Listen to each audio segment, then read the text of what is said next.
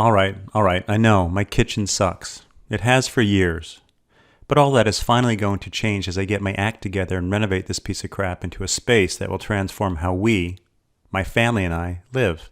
I welcome you to join me on this journey of transformation, to see the goods and the bads as they happen, and to learn along the way. Welcome to My Kitchen Sucks. That's our kitchen. A real beauty, isn't it? It has a lot of problems, almost too many to count. Solving for all those little details at this point would be overwhelming, almost creating a barrier to moving forward.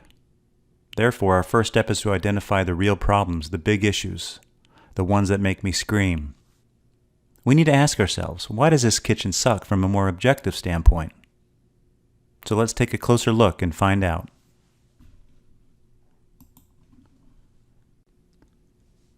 This is definitely a vintage kitchen.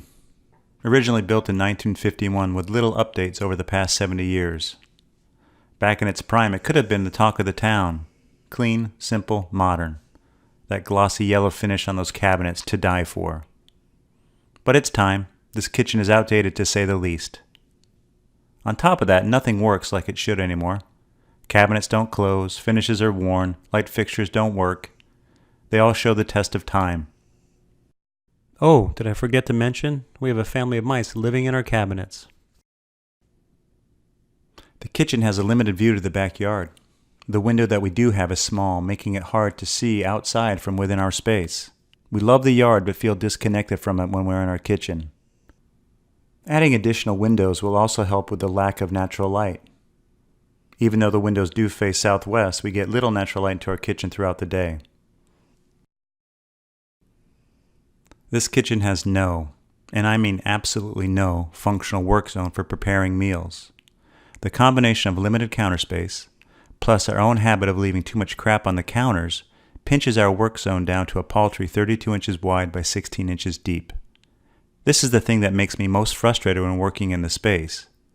I can look past most other things, but when it comes to function, I need more space to work. Another big, frustrating part of our kitchen is the lack of space for social gatherings. Like most homes, our kitchen becomes the epicenter for any gathering that we do have. In our case, people gather and stand in our kitchen, right here.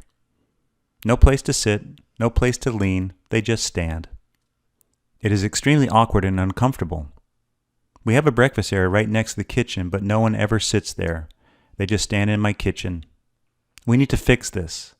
We would like a better way for people to gather in our space, to make them feel comfortable and at home. So those are the big issues, the items we really need to fix when designing our new kitchen.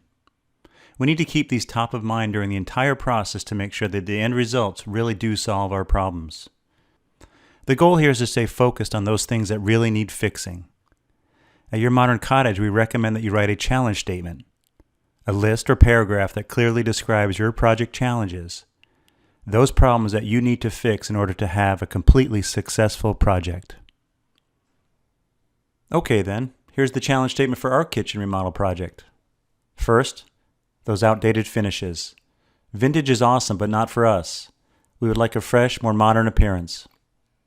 Second, the appliances and cabinets are old, broken, and extremely ugly. Mice getting into our cabinets and drawers is no longer acceptable.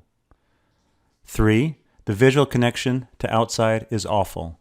Small windows hide the view in the sun. We want to see the results of our hard work that we put into the yard throughout the year.